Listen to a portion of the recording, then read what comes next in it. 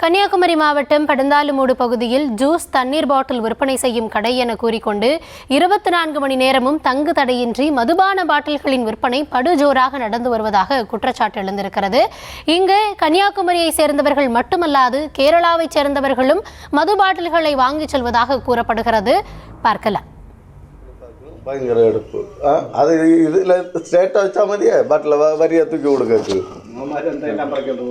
எங்க கொடுத்தாலும் வச்சு ஏன் வரக்கு இல்லை சத்தியண்ணா ஏன் வரக்கு என்ன அண்ணான்னு ஒன்றும் விളിച്ചിട്ടുണ്ട് പിന്നെ തമ്മിൽ ഒന്നെ പോലുള്ള ഒരു മനുഷ്യണ്ട് ഒന്നെ എനിക്ക് தெரியாது இதுவரை தெரியாது எத்தனை ட்ரிப் ஓட்டம் ஓடி என்ன அடிச்சா நேற்று இதுவரை குறைஞ்சு தந்தேன் நெல்லு ஆட்டோ தானே கொண்டாடுறேன் ஆட்டோ ஓட்டத்தை கொண்டாடுறேன் எனக்கு வேண்டாம் எனக்கும் வேண்டாம் ஆட்டோ கொண்டு வரேன்னா ஏன்னா ஓட்டத்துக்குள்ள பைசா வந்தாச்சு இனி ஏன்னா குழப்பம் இல்லை ஏன்னா குழப்பம் இல்லை எனக்கு ஓட்டத்துக்குள்ள பைசா வந்தாச்சுல்ல. விவரங்களோடு இணைகிறார் செய்தியாளர் சேகர். கூடுதல் விவரங்களை வழங்கலாம். வணக்கம்.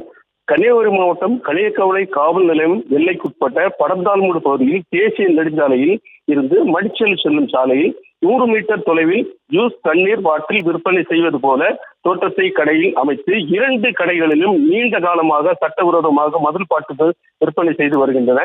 இங்கு 24 மணி நேரமும் மது பாட்டில்கள் கிடைப்பதால் குமரி மாவட்டத்தில் பல்வேறு பகுதிகளில் இருந்தும் கேரளாவில் இருந்தும் மது கடைகள் பார்கள் மூடப்பட்டிருக்கும் வேளையில் மது பிரியர்கள் அதிகாலை நள்ளிரவில் என தடையின்றி மது வாங்கி பொது இடங்களில் வைத்து பொதுமக்கள் நடமாடும் பகுதிகளிலும் எந்த அச்சமும் இன்றி மது அருந்தி செல்வதால் அனைத்து தரப்பு மக்களும் பாதிப்புக்குள்ளாகி வருகின்றன. விற்பனை செய்யும் கடை உரிமையாளருக்கு களியக்கவளை காவலர்கள் சிலருக்கு மாமூல் வழங்கி வியாபாரம் செய்வதால் தயக்கமும் அச்சமும் இல்லாமல் வெளிப்படையாக இங்கு மது விற்பனையில் ஈடுபட்டு வருகின்றன.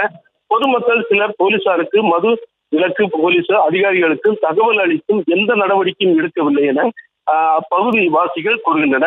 மேலும் காவல்துறைக்கு தகவல் அளிக்கும் நபர்களுக்கு கொலை மிரட்டல் விடுத்துள்ளது. இதனால் யாரும் வெளிப்படையாக புகார் அளிக்க முன்வரவில்லை.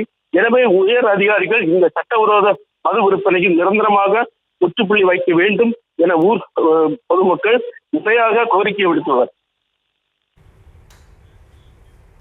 விவரங்களுக்கு நன்றி சேகர்.